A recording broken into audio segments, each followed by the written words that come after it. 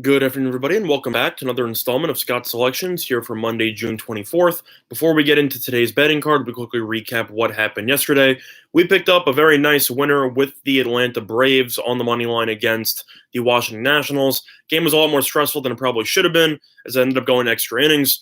But Braves were up 2-0 in the 7th, ended up blowing the lead, ended up hitting a 2-run homer in the 10th.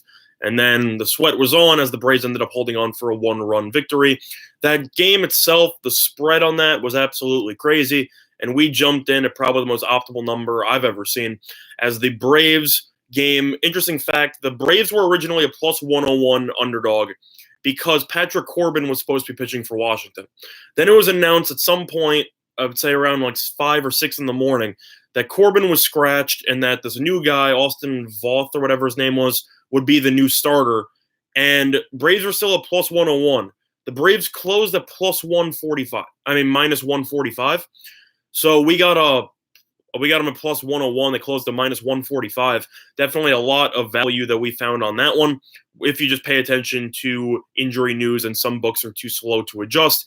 And UWager did us a favor as they had the line at 101 when they probably should have taken it off the board. But we'll take the win. We'll take the nice profit. But in terms of today's betting card, I'm going to apologize in advance. There will be no play of the day. I've looked at this card for probably the last hour, and I really just don't see anything that I like. I've gone through each matchup. I've gone through the stats of each pitcher. I've gone through everything, and I find that this is one of the worst betting cards I've ever seen.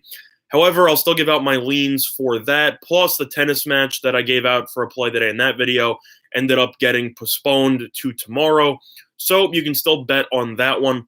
But in terms of the tennis leans, though, we actually did really well, or we're in the process of doing really well. But I'll recap those for the tennis video tomorrow, or later tonight, I should say. But with that being said, we're going to dive into this baseball betting card. We're going to start out with the Yankees versus Toronto. You have CC Sabathia versus Aaron Sanchez. Sanchez has been awful this season, 3-9 record, been terrible lately. Totals been bet up from 10.5 to 11. I'd lean to the over 11, especially with the wind blowing out to left field. However, Sanchez and Sabathia do have good numbers against each other, against the opposing offenses. I'd still lean to the over 11. I do like the way Toronto's offense played over the weekend against Boston, where the Yankees were able to win the series against Houston, despite dropping the game yesterday.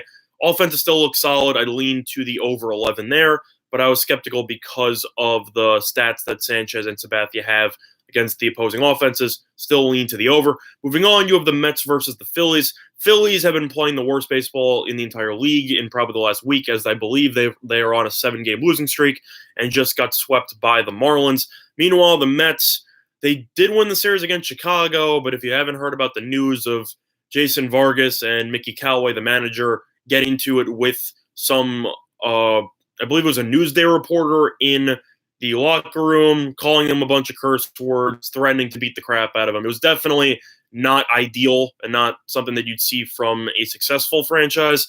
How do I think the Mets will respond for that? I think that there could be two responses. Either the Mets can implode because Callaway has proven the fact that he's not really a leader, or two, the Mets can simply just use that as a sign that they're being disrespected and they'll try to continue winning. In terms of this game itself, I would naturally lean to the Mets with Eflin versus Matz. Matz pitched against the Phillies earlier this year, pitched really well.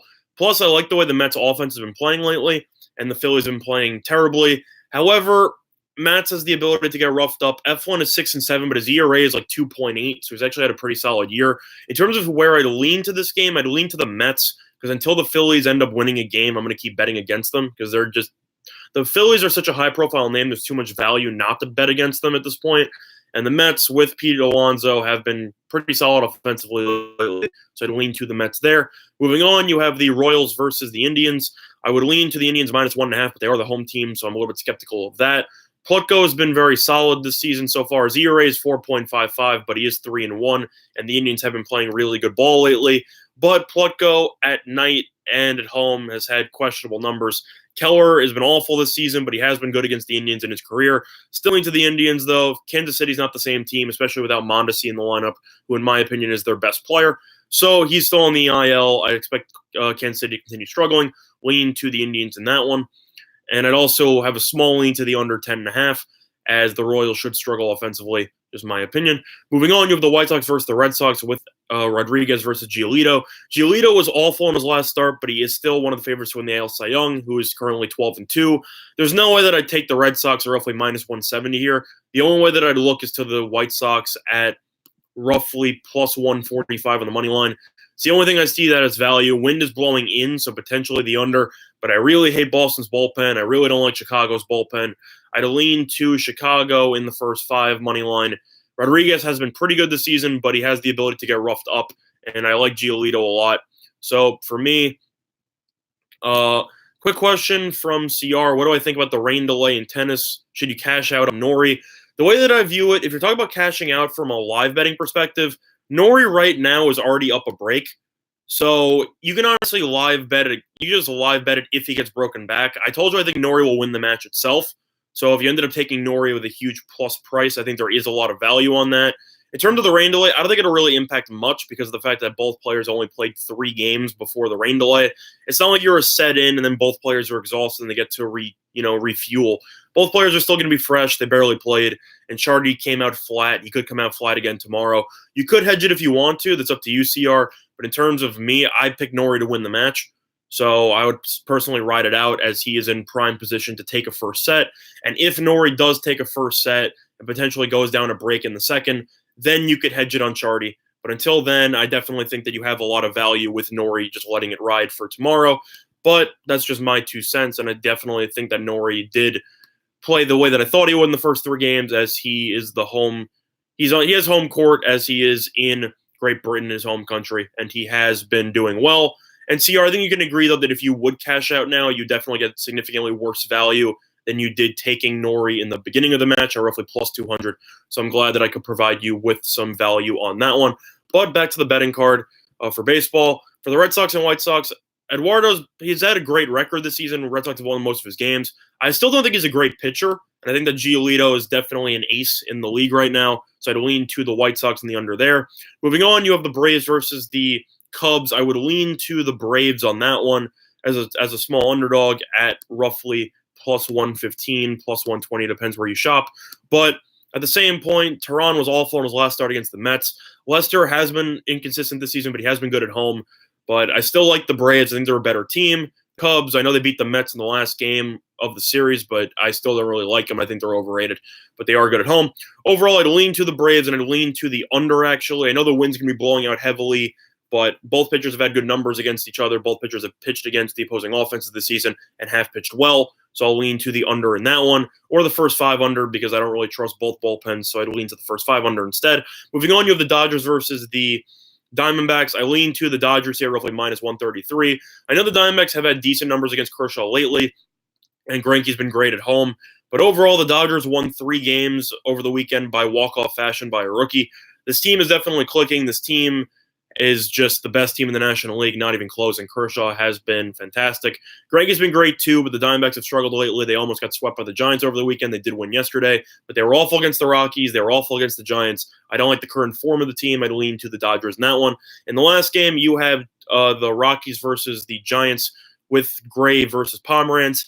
I hate Pomerantz as a pitcher, but he has been really good at home in his last 2 starts. He's gone 10 innings and no earned runs. In terms of this game, money's actually poured in on San Francisco. Colorado opened up at minus 140, down to roughly minus 115 here. I'd lean to the Giants based on the line movement, and I'd also lean to the under. I know it's from 8.5 to 7.5, but Gray and Pomerantz have had good numbers against the opposition in this one, and I like the way Pomerantz has pitched at home, and I will lean to the under 7.5 in that one. CR asked what my Twitter was. If anyone else wants my Twitter, that is it in the chat. So if you want to just add me and ask me questions, you can on Twitter. Up to you. I'll add anybody. I don't really care. Big X, how you doing? What's up? Thanks for joining the show. Other than that, in terms of other sports, that's pretty much it. There's really not much else going on. I do know that for free agency news, you have Kevin Durant meeting with Kyrie, claiming that he hates the Warriors now because of what they did to him and how they forced him to play. And now my Nets are the favorites to sign KD during the offseason. So if you want to bet that, you can. Nets are the favorites, so I think the Nets will actually sign KD. No, but free agency is definitely going to be an interesting factor to look into if you want to do some futures betting. But overall, the only future I have right now is the Lakers to win the championship at plus 900, and they are down to plus 350. Pretty solid value. But in terms of concluding today's video, quick reminder of our sponsor, PointsBet, online sportsbook in New Jersey. Great deal for you, up to 2 risk-free bets up to $1,000. So if you end up losing your first 2 bets, $1,000 each, you get your money back and don't have to worry about trying to make up that huge deficit and to explain to anyone you want on why you are in the hole. But yeah, CR, if you want to take the Raptors, you can. Yep, looking forward to it, CR. I hopefully back-to-back. I know that in terms of the plays of the day, we have won 5 straight, and I will apologize for not having a play of the day today.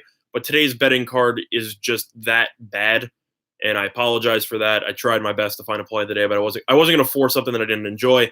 And in terms of tennis, we do have a play that ended up getting suspended, so that they will play that tomorrow. But I will also have another tennis video later where I will cover some of the other projected matches, and I will try to explain. But in terms of the lean so far, very solid day, and hopefully we'll get to continue that moving forward. With that being said, that's going to do it for this installment of Scott's Selections here for Monday, June 24th. And good luck to all of you and your respective plays today. Bye, everyone.